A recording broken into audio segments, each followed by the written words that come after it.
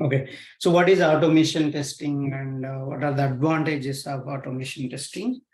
Let's go and understand one by one.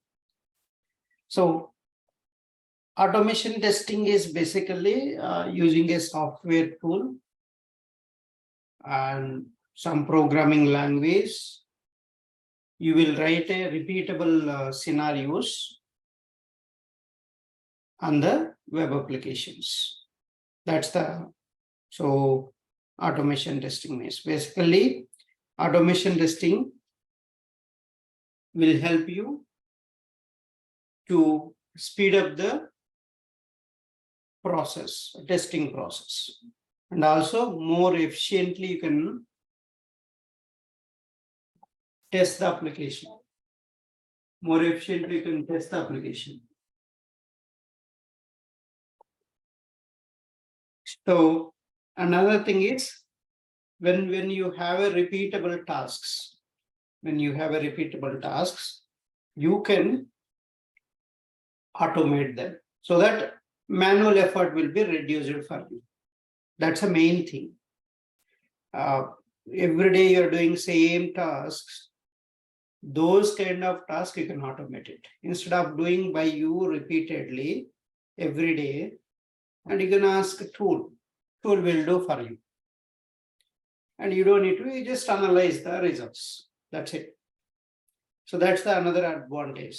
And more coverage you can achieve with this automation. So one time if you put effort for automating, and those scenarios you don't need to test manually. And the coverage you can increase, the test coverage. So that's another advantage of automation testing. So more reliable, because if you are tired, if you're tired and you are going to be, make mistakes. So you will, make mistakes means again the bugs will be there in the application. Instead of that, tool is never going to be tired, right? So tool is always going to work. So you will get a proper results also. Such kind of reliable results you will get in a less time, and also you can avoid the human errors. So that's the advantage with this automation testing. And also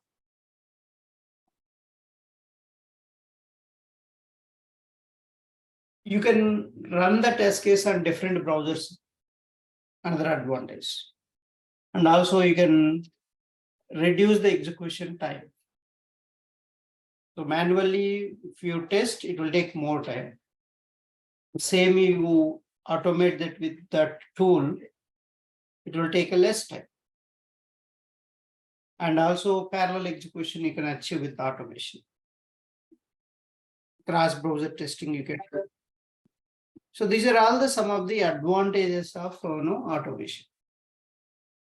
And when you can go for automation, is it efficient every time going for automation, every application you can automate? No, that's not right. So you have to decide. So which application you can go for automation, which applications you cannot go for automation. So let's discuss when you can go for automation, when you should not go for automation. So when there are complex applications, so applications are very complex, and also many interdependent components are there, large number of test cases are there, and that's ideal for the automation. And frequency of changes, for example, more releases are there and frequent changes are happening in the application. Such cases, better to go for automation. Repeatability. So more test cases you need to run every day, and so that kind of regression testing purpose you will use automation. If there is more regression you need to perform, and better to opt for automation. Risk. So when there are applications that have high risk, with no changes and bugs are keep on occurring in the applications, such cases you can go for automation. So cost. So automation testing is more expensive because you need to pay a lot of amount for the engineers, and it's a more costly one than manual testing. So if you want to make more cost efficient, you have to be very careful, and based on that you have to choose the resources. Sometimes you need to buy the licensed versions also. So based on the project budget, you decide it. So all these factors you have to consider while selecting the application for automation, whether we can automate or not. So these are the factors. How do you know which application to automate? If all these factors are there in your application, then you can automate it. Otherwise, you should not automate. So how do you know which application you need to automate, which application you should not automate? So these factors you need to consider. And another one, when you should not go for automation. So it's not right candidate for automation, which kind of applications you should not automate. So first, when the application is still in the early stage of development, so then you should not do the automation. Make sure your application is stable. Then you can automate it. Otherwise, you should not go for automation immediately. So when the application has a short lifespan, so if that application is a very small project, and so for that, no manual testing is enough. There is no need of automation.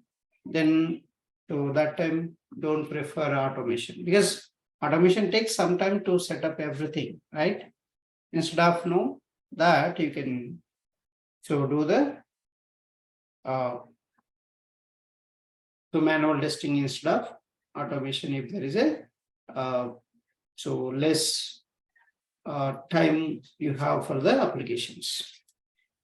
So when the application has a complex user interfaces, like you have more graphs and dynamic values, and so it's very difficult to automate such kind of interfaces, then don't go for the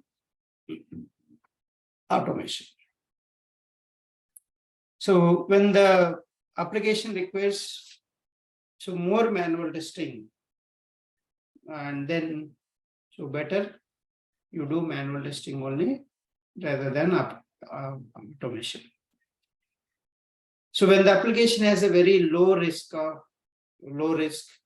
and less bugs are there, then you don't need to go for automation.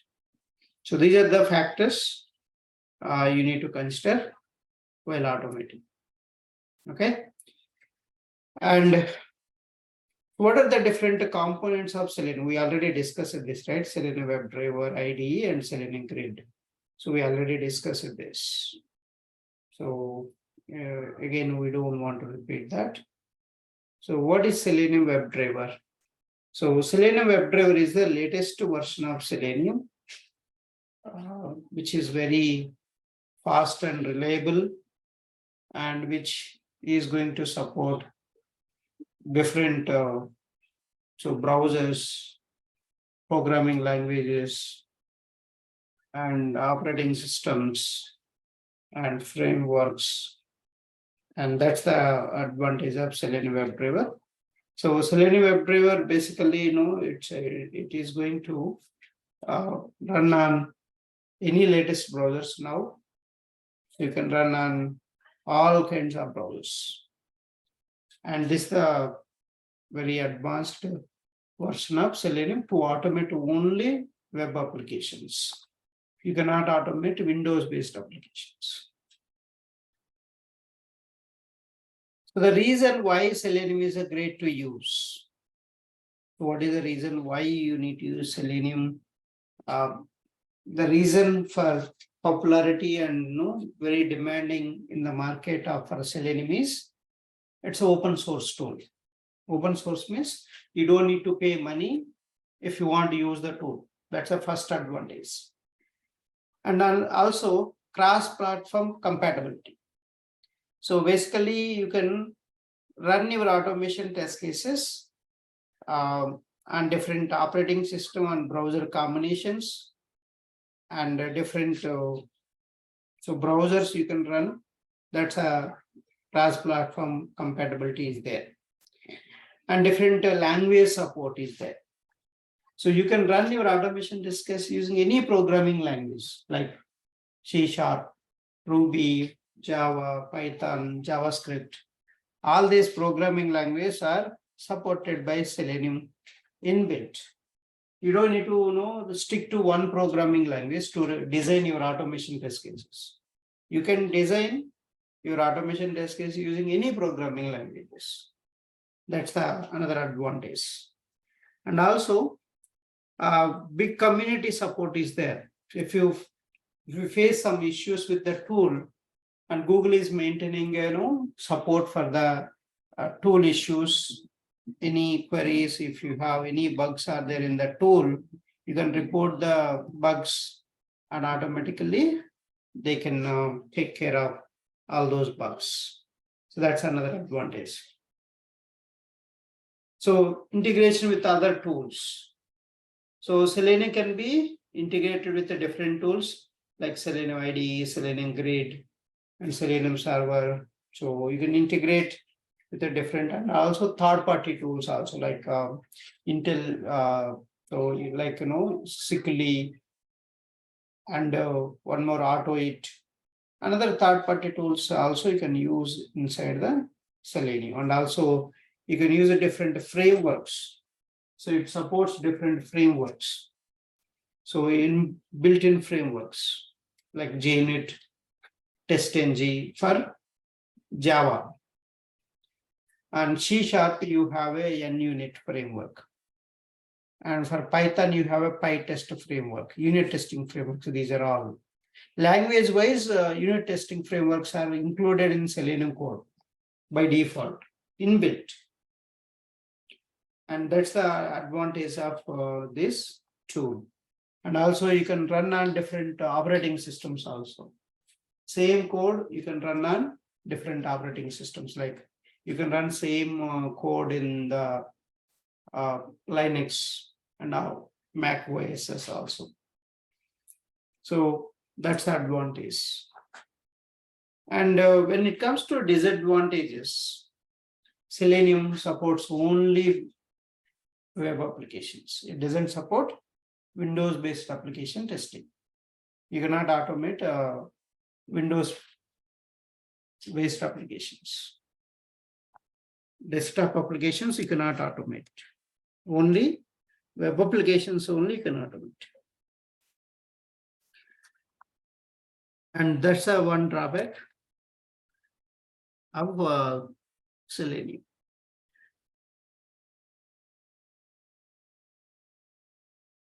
So what is the difference between WebDriver and remote control? See, WebDriver is very fast because of there is no server involved, right? A simple architecture. Because of that, it's a very simple architecture. And Selenium remote control server is a bit slow because of its complicated architecture. WebDriver directly talks to the browser. There is no server involved. But in the remote control, between your browser and the code, there is a remote control server is the mediator, the middleman. So obviously when the middleman is there, it will take some time, right? And WebDriver API is more concise, it is clear. And remote control API is a duplicate ones and confusing which method when to use. For same action, they have provided one or two methods. More than one method they provided. So how do you know which method for which action you want to use? That's the confusion. will arise in the remote control. So WebDriver supports, and fourth point is not required. Now in the Selenium 4, this HTML unit browser is deprecated. Before it was there, now it is deprecated. So WebDriver supports mobile application testing in the form of Appium. It supports Android and iPhone. In the Appium tool, WebDriver protocol is used, and RC doesn't support that. Mobile testing doesn't support by remote control server. This is not required. So WebDriver supports multiple programming languages. RC also supports, because from RC only, when they merged RC into WebDriver, all this feature came to WebDriver. WebDriver supports multiple browsers, and even RC also supports, but latest browsers, it is not supported by RC, like Edge. So browser is not supported by a remote control server. So WebDriver supports multiple operating systems. RC also supports. So WebDriver supports multiple built-in frameworks. RC also supports. But this is nobody asking question this one. Nowadays they're asking only some limitations, drawbacks, and those such kind of questions they will ask. So limitations, as I mentioned, there are some drawbacks, right? One, I told you, you cannot automate Windows-based applications with the Selenium. And another one is there is no built-in command that will generate the reports, test result files. So there is no test results files inbuilt in the Selenium. And third one is WebDriver report is very bad. You have to depend on the TestNG or some other third-party reporting mechanisms. Inbuilt, you don't have. So these are some of the drawbacks. And which scenarios you cannot automate with Selenium. So some of the scenarios you cannot automate with Selenium, that is bitmap comparison. That means image comparison is not possible with Selenium. Automating captcha. Captcha, how do you know? How many of you know captcha?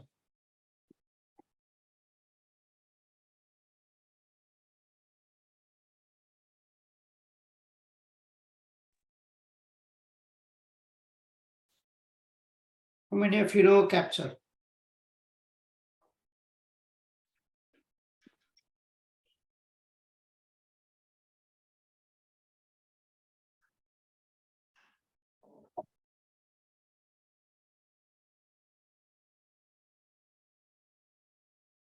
This.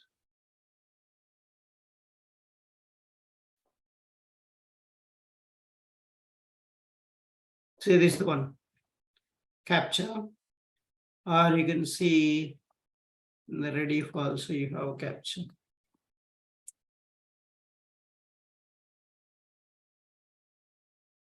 So this one. So this let us write, this is a captcha. You cannot automate this. Okay. So these captchas cannot be automated. And reading barcodes not possible with Selenium. Reading barcodes is not possible in Selenium. So that is the limitations of Selenium, and also some of the dynamically changing graphs, you cannot automate them. Dynamically changing graphs also you cannot automate. Graph values, you need to get them right. That's a bit difficult with Selenium. So these are some of the limitations of Selenium. And how this Selenium 3 architecture is this one. So there are 4 components are there. One is Selenium client library, JSON wire protocol, browser drivers, and real browsers. So if you observe here, so when you send the command to, and we have written a code, right, like this command, all these commands, so it internally converted into JSON format. So this JSON wire protocol will do. You are sending the code like this.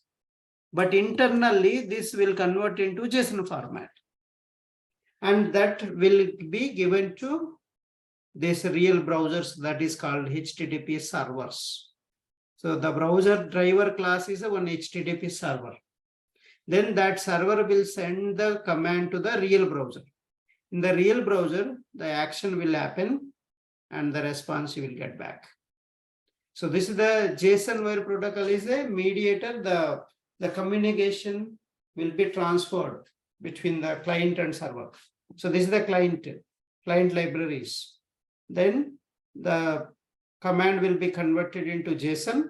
Then your HTTP server will understand that and then action will perform. If there is an action in the web page elements, the post method will be called. If there is just retrieving the data, you will use a get method.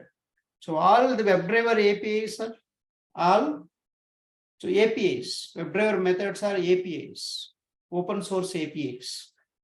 Every method is an open source API.